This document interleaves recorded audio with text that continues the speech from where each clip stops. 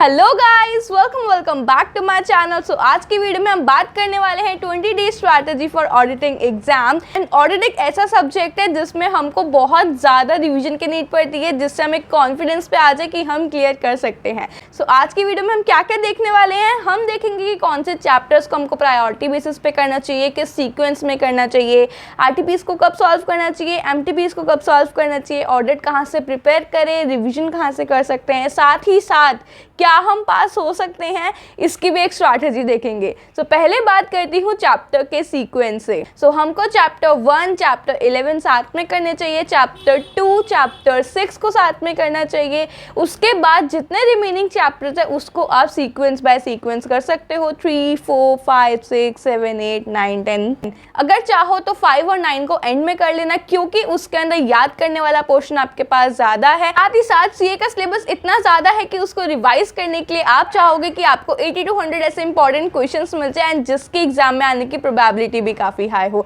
So you can go with Pratik Thakkar sir के important questions के list, जिसकी मेन एग्जाम में आने की प्रोबेबिलिटी भी काफी हाई होती है। लाइक ये पास स्टूडेंट के रिव्यू से पता भी लगता है, जिसका लिंक मैं नीचे आपको डिस्क्रिप्शन बॉक्स में दे दूंगी। साथ ही साथ इनके प्राइजेस भी काफी लो है, ऊपर से आप इस पे एडिशनल डिस्काउंट भी अवेल कर सकते हैं इफ आप मेरा कूपन कोड यूज करो आकांक्षा। सारी रिक्वायर्ड डिटेल्स डिस्क्रिप्शन बॉक्स में है। साथ ही साथ आपको कोई भी क्वेरी हो से रिलेटेड तो आप सीए प्रतीक ठक्कर सर को पर्सनल कांटेक्ट करके पूछ सकते हो। अब बात करते हैं कि आरटीपीज एंड एमटीपीज को सॉल्व कब करना है। तो आरटीपीज को तो आई सजेस्ट कि आप जैसे ही चैप्टर कंप्लीट करो उसके साथ साथ उसको सॉल्व कर लेना, जिससे हमको पता भी लग जाए, एक सेल्फ चेक भी हो जाए कि हम चैप्टर पढ़ चुके हैं, तो क्या हम आरटीपी के क्वेश्चन को आइडेंटिफाई कर पा रहे हैं, क्या हम उसके आंसर को खुद से लिख पा रहे हैं। सो उस टाइम पे आरटीपी अटेम्प्ट करना बहुत सही रहेगा। उसके बाद बात आती है एमटीपी 1 एंड एमटीपी 2। सजेस्ट तो यही किया जाता है कि आप उसको प्रॉपर एग्जाम ओरिएंटेड एनवायरनमेंट में बैठ के सॉल्व करो, क्योंकि आप प्रिपरेशन कर चुके हो तो आप यही ट्राई करना।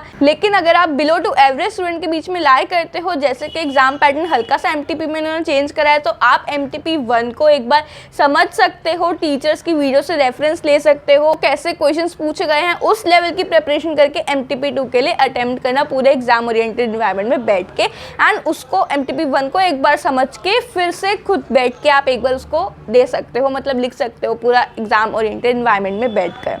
अब बात करते हैं प्रिपरेशन कहाँ से करनी है। सो अपनी लास्ट टू लास्ट वीडियो में मैंने आपके साथ रिवीजन लेक्चर शेयर किए थे मुरुगेश मदलानी सर के। सो आप उनके रिवीजन लेक्चर्स से बहुत अच्छे से याद कर सकते हो, क्योंकि बार बार उन लेक्चर्स को सुनते रहोगे तो आपके माइंड में कुछ ना कुछ स्ट्राइक करता रहेगा। लेकिन जैसे कि एमटीपी 1 से देखा जा रहा है कि एप्लीकेशन बेस्ड क्वेश्चन उन्होंने काफ़ी हद तक रखे हैं, तो अंडरस्टैंडिंग भी यहाँ पे रिक्वायर्ड है। मॉडल पढ़ने का तो अभी इतना टाइम नहीं है, लेकिन आई सजेस्ट आप उसके सारे चैप्टर्स के टेस्ट योर नॉलेज वाले क्वेश्चंस एंड बैक क्वेश्चंस को जरूर से कर लेना, क्योंकि आई फील कि टेस्ट योर नॉलेज वाले क्वेश्चंस का लेवल अच्छा होता है, कुछ आइडेंटिफाइबल भी नहीं होते कि आंसर एक बार देखना पड़ जाता है। सो उनको जरूर से कर लेना। बाकी साथ साथ अगर आपको ऐसे इसकी फास्ट एकदम फन में रिवीजन करनी है तो आप शुभम सर के लेक्चर्स देख सकते हो। उन्होंने स्टैंडर्ड को बहुत ब्रीफली लाइक 10, 15, 20 मिनट्स के अंदर कंप्लीट कराया है, जो बहुत ज़्यादा बेनिफिशियल रहेगा लास्ट डे रिविजन्स के लिए, कि आपको कॉन्सेप्ट क्लैरिटी भी हो जाए, ऐसे का पूरा ओवरव्यू भी मिल जाए एंड ऐसे आपका फटाफट कंप्लीट भी हो जाए। बाकी बात रही कि एक कॉन्फिडेंस लेवल कैसे लाएं ऑडिट के अंदर। सो एक बेसिक थॉट के साथ चलो कि देखो 30 मार्क्स के तो हमारे एमसीक्यूज ही हैं, एंड क्लास में सुन के इतना रिविजन लेक्चर सुन के, क्योंकि मॉड्यूल से ही हमारे एमसीक्यूज बनने हैं, उस नॉलेज के बेसिस पे 15 to 20 मार्क्स एमसीक्यूज में आ सकते हैं। अगर कुछ भी नहीं किया तो तुक्के से भी भगवान भरोसे 15 मार्क्स तो आ ही सकते हैं, क्योंकि एमसीक्यूज है, जय माता दी करके ABC कर देना। तो एमसीक्यू इस जगह पे हमारे लिए स्कोरिंग हो सकते हैं, किस्मत अच्छी रही एंड हमारे दिमाग में वो चीज़ें स्ट्राइक रही तो। अब जैसे कि बात हो रही है कि इनकरेक्ट करेक्ट क्वेश्चन आएंगे या नहीं आएंगे, सो उन क्वेश्चन में काफ़ी ज़्यादा प्रोबेबिलिटी होती थी कि हमको आंसर जिससे ना आ रहा हो एंड आई से करेक्ट इनकरेक्ट लिखने के मार्क्स तो नहीं ही देती थी। ये कि वो रीज़न हो तब वो नंबर दें, क्योंकि करेक्ट इनकरेक्ट तुक्के से कोई भी लिख देता उसके नंबरिंग तो नहीं ही मिलते थे।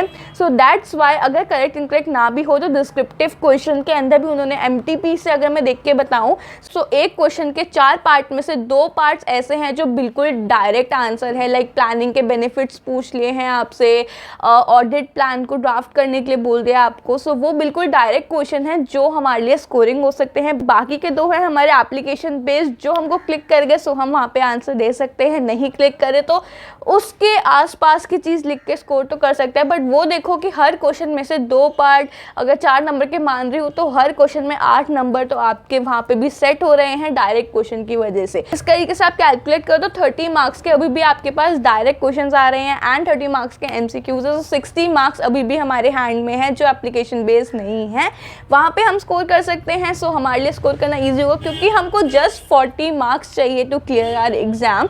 बाकी एग्रीगेट के लिए कॉस्टिंग और FM हमारी हेल्प कर देगा, FM ऐसे में अच्छा स्कोर कर लेंगे सो वो हेल्प करेगा, जिनका 2 पेपर है उनके लिए भी। सो आई होप ये स्ट्रैटेजी वीडियो आपके लिए हेल्पफुल रही होगी। जो सीक्वेंस मैंने आपको बताया उसी सीक्वेंस में आप चैप्टर्स को करोगे तो विद इन 10 डेज आपकी पूरी ऑडिट कंप्लीट हो सकती है। एक सब्जेक्ट और साथ में चलाओ तब भी। सो टेंशन मत लो, देर आए दुरुस्त आए। अब तक भी स्टार्ट नहीं करा है तो स्टार्ट राइट नाउ। अभी तक जितना पास में टाइम वेस्ट हो गया उसका गिल्ट ना लेते हुए अभी जितना टाइम बचा उसको प्रोडक्टिवली यूज करेंगे सो हम बहुत अच्छा स्कोर कर सकते हैं। जस्ट माइंड में रखो जस्ट 40 मार्क्स हमको चाहिए, जिसमें से 30 मार्क्स के तो हमारे MCQs ही हैं।